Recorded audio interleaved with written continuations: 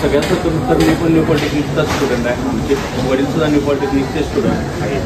आम्ही दोघं पण न्यू पॉलिटेक्निकचे स्टुडंट्स आहेत. मिक्स आहे की इलेक्ट्रॉनिक्स आहे, कॉम्प्युटर, इलेक्ट्रॉनिक्स अँड कॉम्प्युटर. आता आपण तर मदरबोर्ड मॅन्युफॅक्चरिंग करतो, प्रिंटेड सर्किट बोर्ड PCB. त्याच्याबद्दल तुम्हाला काय माहिती आहे? काय किंवा काय यूज करतोय आपण, कशासाठी यूज करतोय?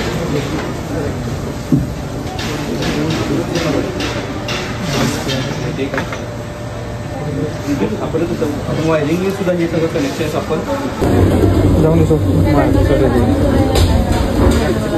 मी तुम्हाला 3 प्रकारचे आपण इथं PCB तयार करतो. त्याचं PCBचे 36 लेअर असतात. 36 लेअरपर्यंत PCB हा तयार होतो. आपल्या इथं इंडियात म्हणाल तर एक 18 लेअरपर्यंत तयार केले जातात आणि बाकीचे जे लागतं त्या बाहेर आपण इम्पोर्ट करतो.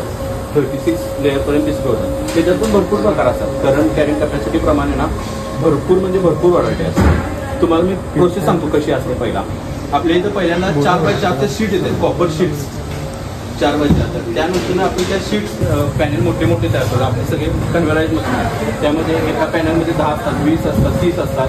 त्याचं आपण सगळं कटिंग करून घेतो. कटिंग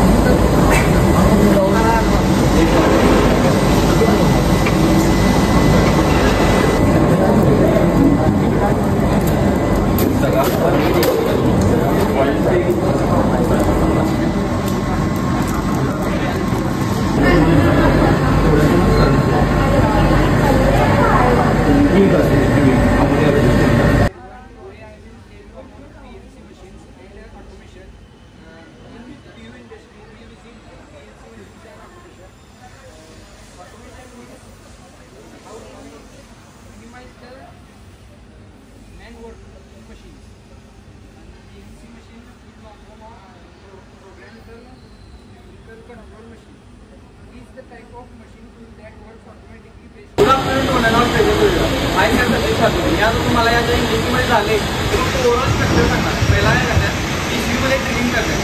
ड्रिलिंग नंतर प्रिंटिंग चालू असतं, पेंटिंग झालं. त्याच्यानंतर काय करतात, एक कॉम्पोनंट्स आहेत ते माउंट करायचं काम करतात. मला आता मग तुम्ही एका प्रश्न करूया, या फॅक्टरीमध्ये मॅन्युफॅक्चर काय होते का ते फक्त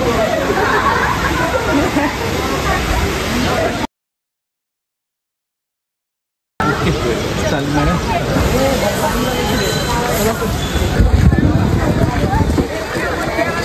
बस